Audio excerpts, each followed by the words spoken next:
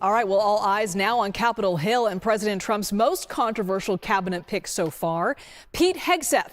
The final confirmation vote for his bid to lead the Defense Department happening later on tonight.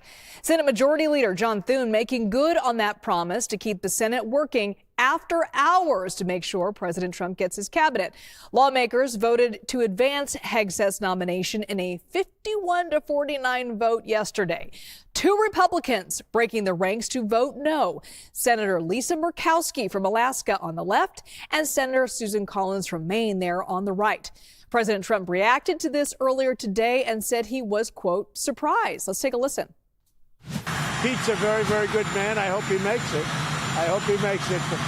I was very surprised that Collins and Murkowski would do that.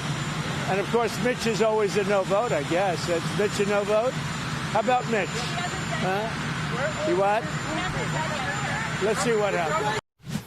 Let's see what happens. So let's bring in CBS News political reporter Taurean Small, who is live for us on Capitol Hill. Taurean, the goal for top GOP lawmakers tonight, get Hegseth over the finish line. But this latest headline about that he spoke to senators, he said that he paid about $50,000 to a woman who accused him of sexual assault in 2017. Is that latest revelation, is that going to make it difficult for him? Liz, no new revelation, allegation, or claims that have since clouded this confirmation process around Pete Hegseth has moved this Republican Party conference here on the Senate side at large. We've seen, though, not just this recent revelation of this payout. We've also seen a police report from 2017 that also outlined an alleged instance of sexual assault against Hegseth.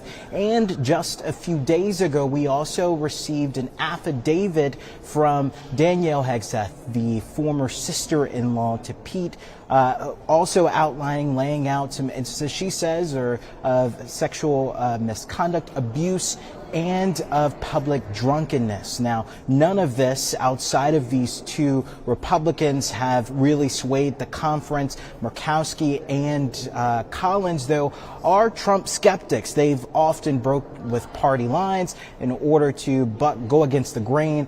So it's interesting to see that the president saying he was surprised by their decision to come out right and say they won't be voting for Hegseth.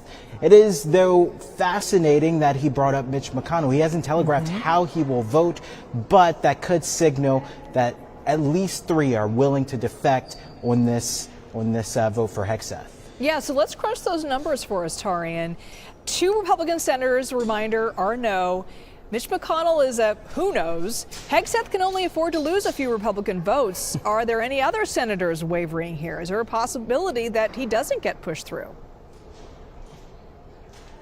Yeah, Liz, so as you know, if those three decide to vote no, then Vice President J.D. Vance could step in as the president of the Senate to cast that tie-breaking vote there for that simple majority needed to push him across the finish line.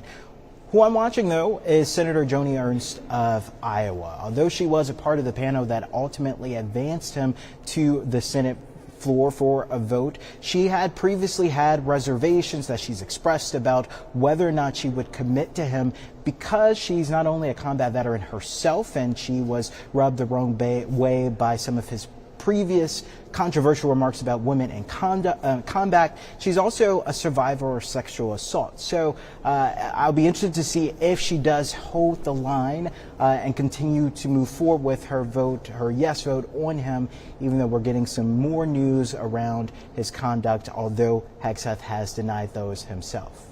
All right, CBS News political reporter Taurean Small. Thanks so much, Taurean.